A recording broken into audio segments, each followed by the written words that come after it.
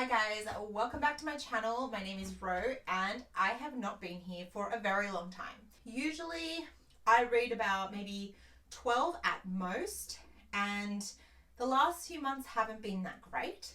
So the fact that I actually got 13 books this month is actually a really big deal. Now, I know there's a lot of huge YouTube stars on here who do like 20 plus books. I was going to say I don't know how they do it, but I'm pretty sure that's their full-time job, so it makes sense. So I'm going to go from my least favorite to my most favorite of the month. I have my trusty iPad here to give me a rundown of everything that I read this month. So the first 3-star I'm going to speak about, actually, I'm lying. I had a 2.5 star, and that is Cirque Berserk by Jessica Guess. Now, this one is, I think, a favorite. A lot of people really like this that have read it.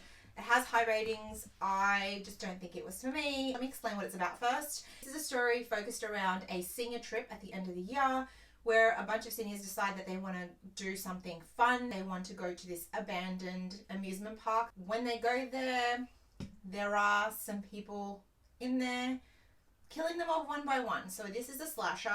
I don't want to kind of give too much away because I sort of went in with that premise and that premise only. I will say that because I had read another book, which I'm going to talk about later, which is higher in my ranking, I was hoping to get something like that for this one, and that's not what I got, because it kind of follows the point of view of like the bad guys, which I don't necessarily have an issue with because I love books where you follow the antagonist, kind of like you. But in this one, the villains kind of irritated me. They were not likable, and I don't think they were supposed to be likable, but they were just really annoying and really immature. So I don't know if this is a YA horror. Usually I have no issues with YA books, but this one really felt juvenile. And yeah, the villains were annoying, and even the protagonists, they were annoying too. So I didn't like anybody in this book. I didn't care about anybody when they died. I just didn't care. Okay, so my first 3-star book is Dark Harvest by Norman Partridge. This is one that is very popular at the moment because there is a movie that's just come out during the month of October. This book is about a town that every Halloween they get all their boys, all their teenage boys, to go out on a hunt to look for this scarecrow with a pumpkin head man that roams the streets on the night of Halloween. And if these boys catch this scarecrow, they get a prize. And that's all I'm going to give you because I don't want to give it away. It's very short. It's a very short book. I was actually really enjoying it. I thought it was really fun and creepy, but the ending kind of killed it for me. And then hearing people say that the movie was not as good as the book, because I didn't really enjoy the book that much, I didn't see a point in watching the movie. But if you have seen the movie and you like it more than the book, let me know down below because maybe I will check it out. The only other 3-star book that I have is Carmilla by Joseph Sheridan Le Fanu. This is a very old book. This was before Dracula, and it's about vampires. So Bram Stoker and Arthur Conan Doyle were very, very inspired by this writer's work, and Dracula was very inspired by Carmilla. A brief description of this book without giving too much away. This girl, Carmilla, goes to stay with this family, and the daughter, Laura, becomes really like close with her and starts to have these feelings for her, and they kind of become really bonded, and she may be a vampire. It's very short, as you guys can see, and so I definitely think it's worth a read. I gave it 3 stars. A lot of people give it 4+, so it's just probably my taste. Not necessarily something I'm going to reread. I absolutely love Dracula, and so I think my expectations of this book was really high because of that, because I love Dracula, and I was just expecting it to have very similar feels because of how it's in very much the inspiration behind Dracula. It's really more of a focus on the relationship and the friendship between the two girls. There's very small, minimal amounts of vampire stuff going on. I like to read about the vampire stuff, and that's what I went into this thinking it would give me that, and it didn't. You should read it because, like I said, most people do give it more than 4 stars. It just wasn't for me. Now I'm going to talk about the 3 books that I gave 3.5 stars. The first one is The Overnight by R.L. Stine. I read this on Kindle and I really, really enjoyed this. I am going through slowly all the Fear Street books. I grew up reading Fear Street when I was a teen, so this is very nostalgic for me. This is a story about a bunch of kids who are going to Fear Island to spend the night, and the teacher's supposed to be the adult supervisor, but he can't make it because he has a family emergency. So he tells the kids that they unfortunately have to postpone this, and instead of telling their parents that this was cancelled, the kids decide to still go without the teacher and just spend the night on Fear Island, which is meant to be supposedly haunted. And of course, something happens when they're there. I want to give you more, but I also don't want to give it away. Just know that if you're going into this for like a haunting, that's not what this is. Like, something happens and it's very much like an I Know What You Did Last Summer type of story. Not a slasher, I wouldn't say, but it has that kind of same feel. So if you love I Know What You Did Last Summer, I think you'll probably enjoy The Overnight by R.L. Stine. The next 3.5 star I have is Halloween Party by Agatha Christie. I chose this again because I knew that the movie was coming out, The Haunting in Venice, and so I decided to read the book. So this is set on Halloween, obviously, but I was expecting more Halloween vibes in this one, so that was unfortunate. But anyway, this is a story about a Halloween party, and a young girl dies at this Halloween party.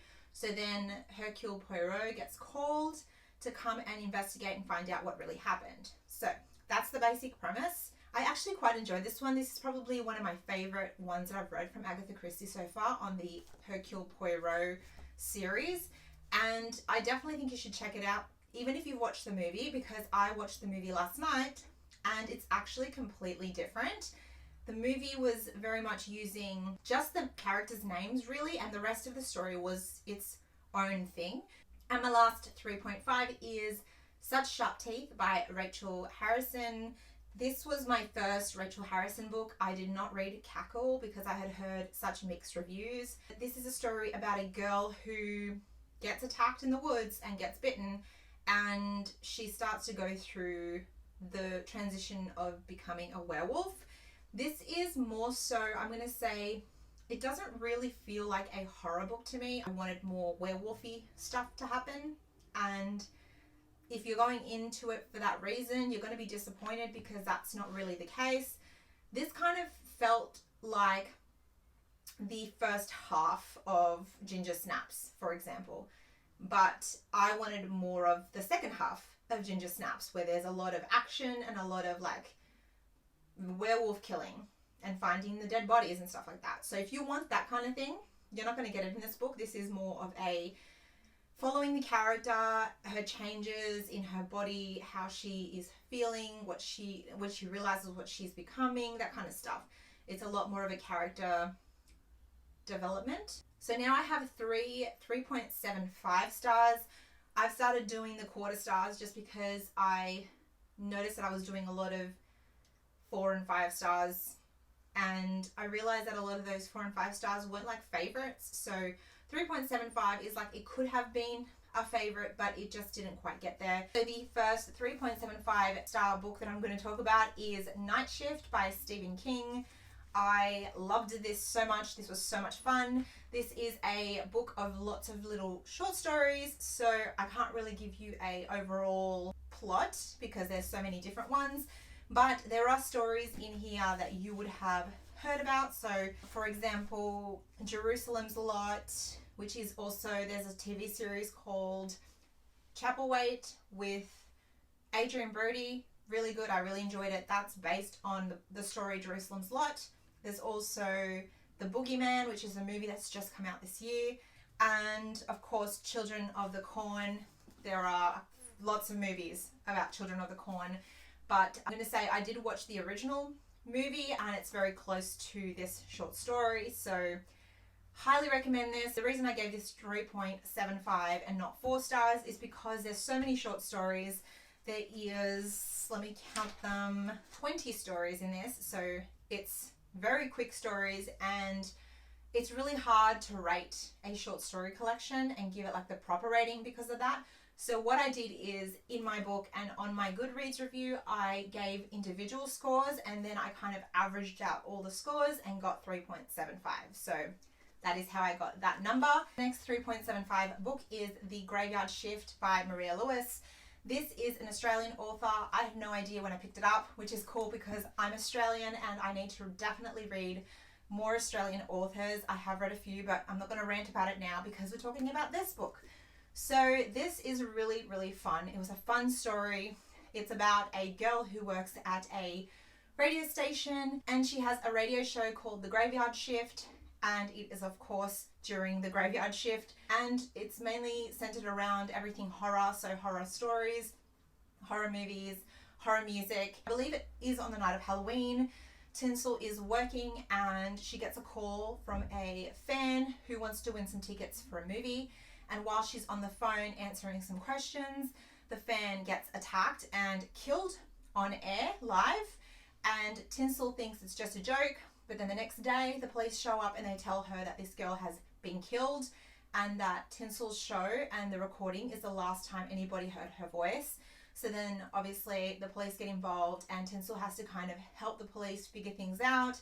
There's sort of a romance that happens between Tinsel and one of the cops, which, to be honest, I don't think it needed to be in there, which is why it kind of dropped in star rating for me, because there's a big focus on the romance in this book and it's pretty long. This is a slasher.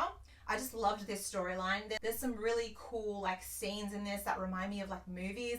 There's one scene that really gave me P2 vibes and I thought that was really cool. There's a lot of movies that this reminded me of, which I can't think of right now, but P2 is definitely one of them, and not Halloween H2O, Urban Legend, when she works at a radio station. So it just gave me that kind of feel. The only reason it didn't get a 4-star is because there was a romance, which I didn't care about, and I didn't hate the romance, but it was just too much of the book. Also, there was 2 sex scenes. Why? It did not need to be there. In saying that, I still very, very much enjoyed this. I thought it was really good. I could see this as a movie. I think this would make a really cool movie. I did predict who the killer was pretty early on, but that didn't take anything from my enjoyment, and I definitely recommend that you pick this up because I don't think anybody on BookTube or anyone that I've actually seen anywhere talk about this, and I actually quite enjoyed it. And my last 3.75 is In Nightfall. This is again a new author for me, and I'll be honest with you guys, I bought this book because of this cover. It is absolutely stunning. I'm so sorry that there's a lot of reflection, but how gorgeous is this cover? It's stunning. And if you look really close in their glasses, you can see a girl reflected, the main character. I also picked this up because a reviewer that I follow said that this was a mix between The Lost Boys, Buffy, and Salem's Lot, and I love all 3. So I was like, okay, if this is about vampires, I'm getting it. I love vampire books. So I really did want the vampire experience. As you guys know from my previous talks about the vampires and werewolf genre, I like to see the action, okay? If you've seen the movie The Lost Boys, you will definitely enjoy this. I enjoy this a lot because there were a lot of Lost Boys nods in this. Basically, there is a girl called Theo and her brother Marco, and their dad's just been divorced, so they decide that they're going to go and spend the summer with their grandma, their dad's side. They all go to his hometown, which is called Nightfall. Just from the beginning of that intro that I've just told you, it's very reminiscent of The Lost Boys, but it's more gender reversed. So instead of them seeing their grandpa in the movie, they see their grandma in the book. Instead of the main protagonist being a male, in this one, it is the girl, Theo. And instead of the vampire clan that's popular being male, it's these girls here. And, the story basically tells you from the get-go on the cover that these are the vampires, so I'm not giving anything away. And Marco, the brother, gets involved with them, and he starts acting weird.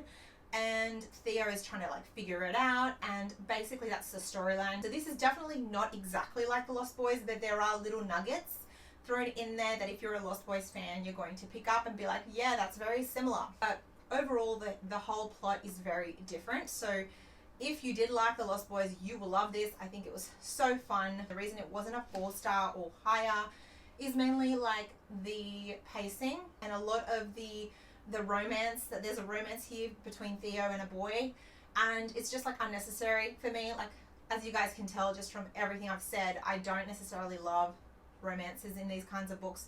I don't see the point, and if they're there, they should be quick. I just don't care about focusing on that, because I just don't care. I want to see some vampires suck some blood.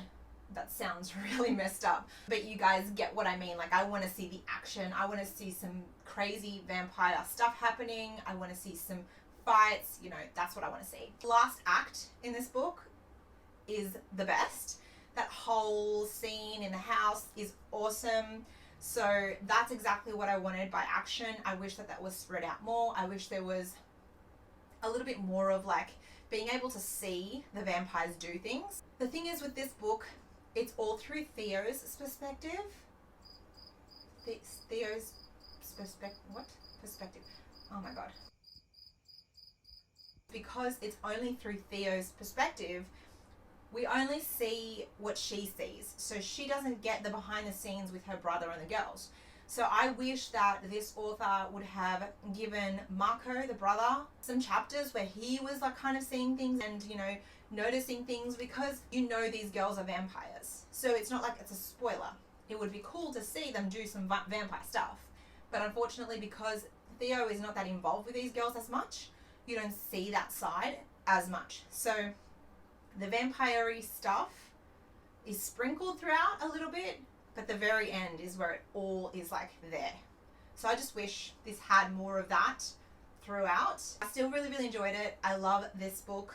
I still recommend it, and yeah, I will definitely reread it. So I have 2 4-stars to talk about, and the first one I'm going to discuss is Come Closer by Sarah Gran. This one I've had on my Kindle for a long time now. A lot of people talk about this. It's one of those that people always bring up around Halloween time, and they say it's a really good creepy read. It is a novella, so it's very short, and it packs a lot in there. I really enjoyed this, obviously, because I gave it 4 stars. I thought it was really creepy. This is also very similar to like Such Sharp Teeth, where it's like an internal and external struggle of what she's going through. Basically, this is about a woman who believes she may be possessed by a demon. Because it's so short, I can't give you more than that. But if you like creepy stories, this is definitely one. This was very creepy and very unsettling. My other 4-star book is You're Not Supposed to Die Tonight. I'm not even going to try and say her name because I'm going to butcher it. So this book is a slasher book. It's so much fun and it's super thin. So you'll go through this quickly. I think I read it in like 2 sittings. This is about a girl, I forget her name, Charity, who works at a like camp simulation. Is that what it's called? She works at this camp that people pay to go to get scared, and they simulate kind of like a horror movie. Charity plays the final girl, and it's supposed to be recreating scenes from a slasher film that was filmed in this camp. So on the last weekend of being at this camp, the actors that are at the camp with her start to slowly disappear one by one. So she wants to try and figure out what's happened. I really, really enjoyed this. This probably would have been like a 4.5, 5-star if it wasn't for the epilogue. I did not love the epilogue. This really reminded me of the movie Fear Street 1978. So if you like Fear Street 1978, you will love this book. So my final 2 books were both 5 stars, and one was a reread and the other one was a non-fiction. So I'm going to talk about the reread first, and that is Tastes Like Candy by Ivy Tholen. So like I said, this is a reread. I originally read this when it came out. This is a slasher, and this is the book I was talking about before that I wanted Cirque Berserk to be like, but this one's just top tier compared. Originally, I think I gave this a 4-star, and then I bumped it up to a 5 upon reread. So the story is about a bunch of girls who go on a senior scavenge at the end of the year, and this year they decide to go to an amusement park that's closed, so at night time, and they break in and do a scavenge hunt in this amusement park. And of course there is a killer in a mask, a very creepy mask, must I say, that's in there taking them out one by one. Let me just say, the kills in this book are amazing. I've seen a couple of people on here talking about this recently. I know Kelsi, she's talked about this book. She read, I think she read it last year, And I just think it doesn't get enough hype because I think it's so good. If you love slasher movies, I think this one is perfect because it feels like a slasher movie. I will say that the first 100 or so pages is like before they get to the carnival, so it does kind of lag a little bit at the beginning, but once it gets to the action, it really hits the floor running. And like I said, the kills are amazing. There is a kill with the cotton candy that has stayed in my mind rent-free for a very long time, since I read it. So brutal. The kills are crazy. If you like movies like Hellfest and Haunt, I think you will like this because those movies are pretty brutal, and so is this book. So my final 5-star book is a non-fiction, like I said, and it is The Woman in Me by Miss Britney Spears, the one and only Britney Spears.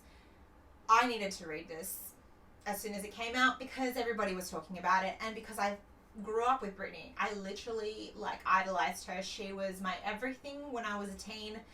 I wanted to be her. I wanted to dress like her. I wanted her abs. I just wanted to be her, okay? This book was hard to read, and mainly because it's very sad that what she had to go through. It's very sad to know the pain she went through, everything that she's endured, and the reason why certain things happened and certain things were shown in the media. And she kind of talks about a lot of things that we as fans and the audience had no idea about. She goes into her childhood and what it was really like to live in her family and her father, obviously. She talks about her relationships with, Justin Timberlake, with Kevin Federline, and with the rest of her partners. She goes into a story about her abortion, which is really, really sad. She also talks about, the conservatorship and how the media really treated her and why she shaved her head. That was a big one because I didn't know that that's why she did it. I don't know if anybody else did, but I didn't. And so it was really eye-opening. A lot of the stuff that she talked about, I would think now and be like, yeah, that makes sense. That made so much sense now.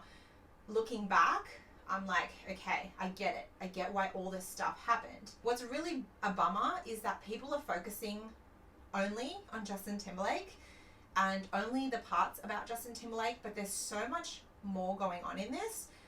There's more about other people, and there's more about her going through these hardships in this book that are more important and deserve more focus than Justin Timberlake. I am a fan of both Britney and Justin Timberlake, and I went into this knowing that they're both at fault, knowing that they were both young, and a lot of stuff happens when you're young and silly. So I'm not going to sit here and fault him or fault her for things that happened. It's unfortunate that they went through what they did. It's unfortunate that he treated her the way he did. It's unfortunate she had no voice back then. I know that he has apologized for treating her badly. Maybe he did not specifically say certain things that she said in here, but why would he? If any person did something that bad, they would not straight out say, yeah, I apologize for this. It's nobody's business. It's literally nobody's business. What happened between them should be between them. The abortion it's only fair that she talks about it because it happened to her body. Yes, it happened to both of them because they both made the decision. But I don't think that Justin Timberlake needed to say it before her, if that makes sense. I don't blame him for not saying anything because I definitely think that story has to come from her, has to come from the woman. The cheating rumors and cheating and all that stuff, I'm going to just leave it as he said, she said. I believe both. I don't know what really happened, but there are some things she didn't mention in here, and as a fan, I know the relationship she had with Columbus Short is not in this book. Columbus Short was a choreographer for Britney for In the Zone, and they had something going on, and I don't know if he was married or had a girlfriend, but he was in a relationship and him and Britney had a thing. That is all I'm going to say. I could probably do a whole review about this book because there was just so much to unpack. It's not a long book by all means, but there's so much going on in here. Like I said, it is a shame that people are just focusing on Justin Timberlake when there are a lot worse people in this book. A lot of people in this book that treated her way worse.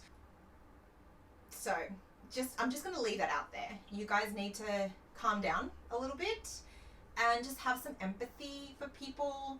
You don't have to like the man, you don't have to like her, but just respect them.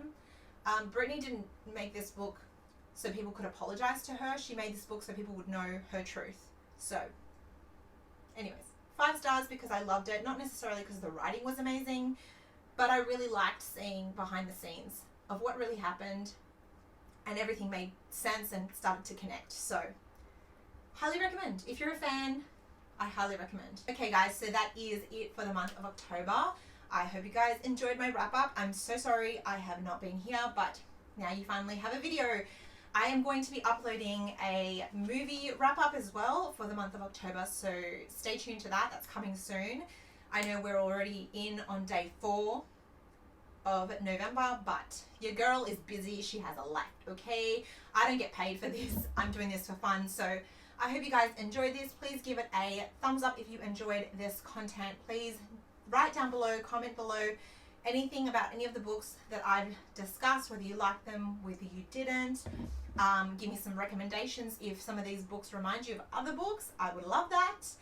And I will see you guys in my next video. Bye.